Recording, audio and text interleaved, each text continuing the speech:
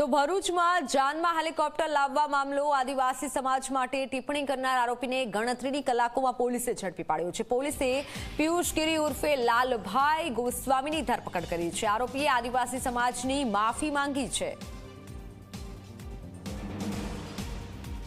Bharuch cyber crime police station ખાતે ગુનો નોંધાયેલ જે 006/2025 જે ગુનાની અંદર બીએનએસ આઈટીએફ ઉપરાંત એટ્રોસિટીની કેટલીક કલમ લાગેલ હતી।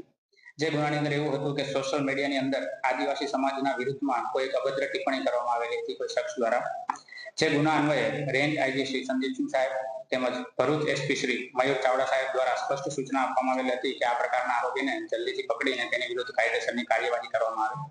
જે સૂચના અન્વયે એલસીબી પીઆઈ એમપી વાળાની ટીમ દ્વારા એક સઘન તપાસ હાથ ધરવામાં આવેલી હતી કે જેની અંદર હ્યુમન ઇન્ટેલિજન્સ તેમજ ટેકનિકલ સર્વેલન્સની મદદથી ગણતરીની કલાકોમાં જ આ આરોપીની અટક કરવામાં આવેલી હતી અને તેને શોધી કાઢેલ હતી।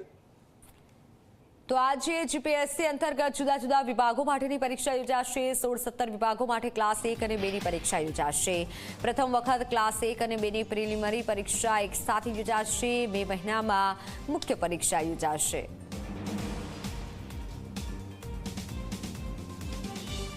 આજે જીપીએસસીની જુદા જુદા વર્ગો માટેની પરીક્ષાનું આયોજન રાજ્યમાં કરવામાં આવ્યું છે અને ક્લાસ 1 અને ક્લાસ 2ના લગભગ 16 જેટલા જુદા જુદા વિભાગો માટેની જે પ્રક્રિયા છે ભરતી પ્રક્રિયા છે તેની શરૂઆત કરવામાં આવી છે। આજથી પરીક્ષાથી જે પરીક્ષાર્થીઓ છે ઉમેદવારો છે તેઓ પરીક્ષા આપશે।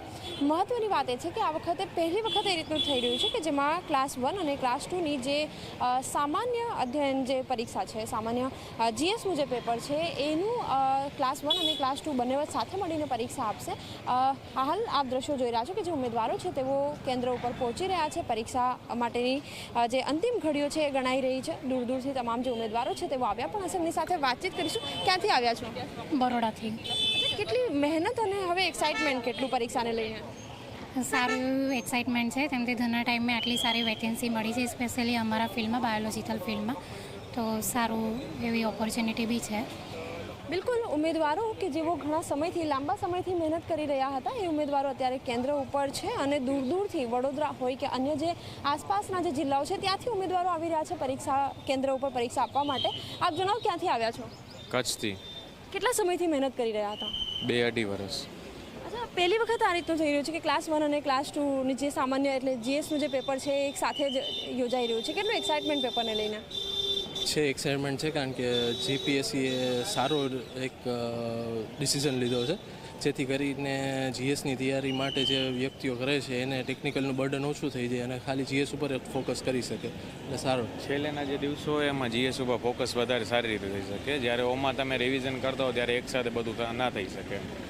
બિલકુલ જીપીએસસી ધીમે ધીમે જે રીતે યુપીએસસીની જે પેટર્ન છે એ પ્રમાણે જ આગળ વધી રહી છે તો ક્યાંક હવે જે ઉમેદવારો છે જેમણે જે નવી જે પહેલ જીપીએસસીએ શરૂ કરી છે તો એને તેઓ આવકારી પણ રહ્યા છે અને મે મહિનામાં જે પરીક્ષાનું જે બીજું પેપર છે જે મેન્સ હશે તેની પણ શરૂઆત થશે। કેમેરામેન તુષાર શાહ સાથે